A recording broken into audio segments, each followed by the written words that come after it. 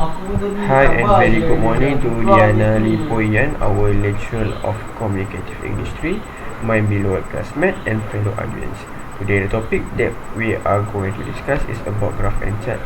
Before we jump into the topic, let us introduce ourselves.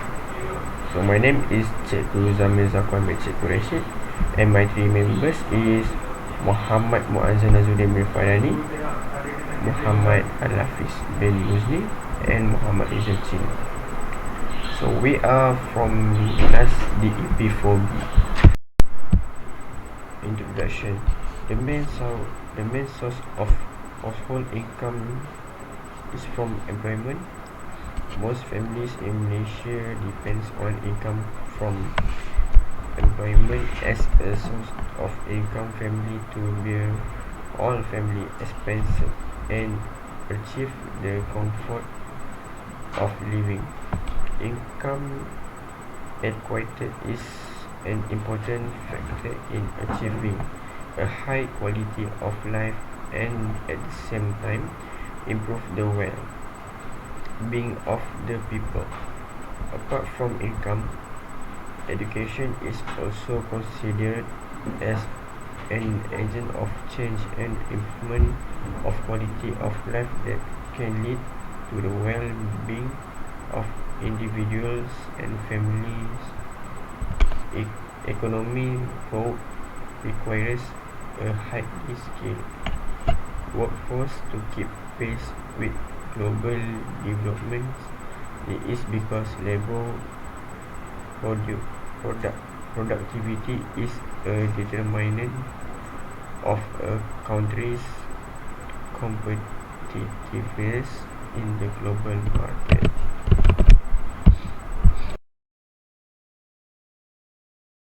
So as you can see, this is the graph number 1, comparison of employment percentage by employment sector between 2001 and 2005. There are 9 employment lists. Skilled workers of agriculture, forestry, and fisheries, the blue one, and the orange, service and sales workers.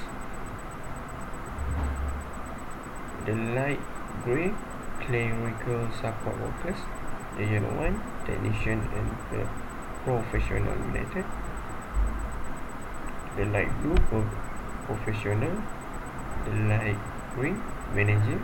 The dark blue, basic job. And the brown colors, plant and machine operator, as well as installation. And the dark grey, skilled workers and related carpentry workers. So as you can see, the blue one, the graph is dropped from 14 to 9%, and the second one's the orange. So the orange, as we can see, the graph is increased from 14 to 21%. And next, clerical support workers. So the graph is maintained 9%. So the next one is yellow one, technician of professional united. The graph, this one is this graph drop from 12% to 10%. And the next one, professional, the graph same, drop from 5% to 10%.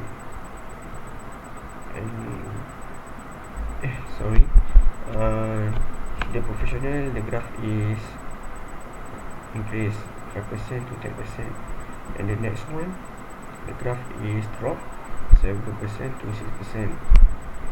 And the next one, the graph is increased 1%, is it 11 to 12%. And the next one, the bar graph is dropped from 90% to 12. And the last one, the graph is dropped from 12 to 11%. So the next graph is same, and this one is easily to look.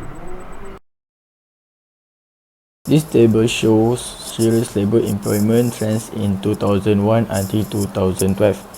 The findings of the study show that the number of Malaysian labor force has increased consistently from 9,500 in 2001 to 12,700 in 2012. This also means that a total of 3,200 jobs have been created in the 12 years. We can look at the bar graph. The x-axis show the year, while the number of labor employment to be on the y-axis. As we see, at 2001 until 2007, the bar graph slightly increased. This is because at the time, the rate of entry of foreigners to work in the labor was limited by the government. At the 2009, the number of labor employment is 10,600, then fractionally higher until 2012. So let's move to the line graph. It is because the line graph shows more accurately about the trend. At the line graph, we can see at the 2001 is fractionally increased because at the 2009 labor employment opportunities are desperately needed by the government for the development of the country. So, I am done with my part. I will pass it to Rizal from my group mate to explain the further. Hi guys, so it's my turn to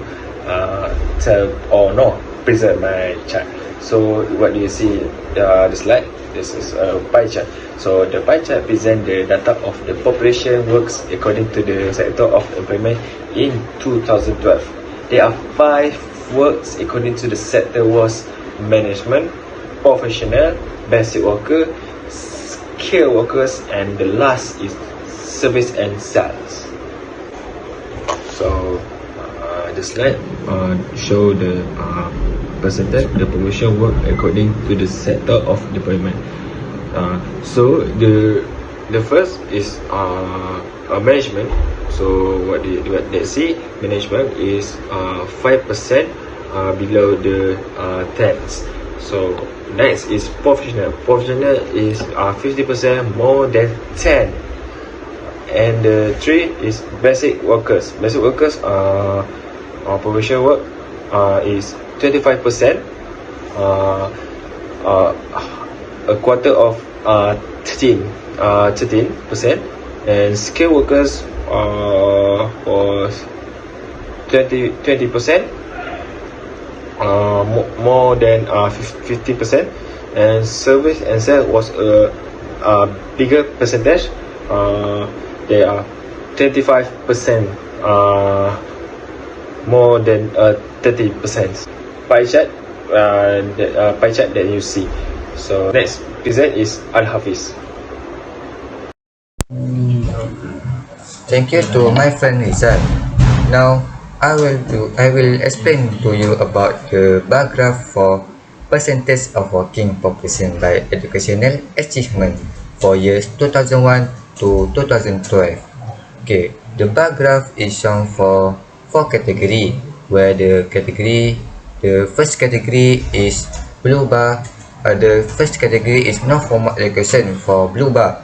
The second category is primary education for orange bar. The third second category is for secondary education for blue the silver bar. And lastly, the category is tertiary education for yellow bar. Okay, in 2001, we can see that the blue bar, the non-formal education is below a 10. The primary education exactly a quarter, while the secondary education is more than a half, and the tertiary education more than a 10.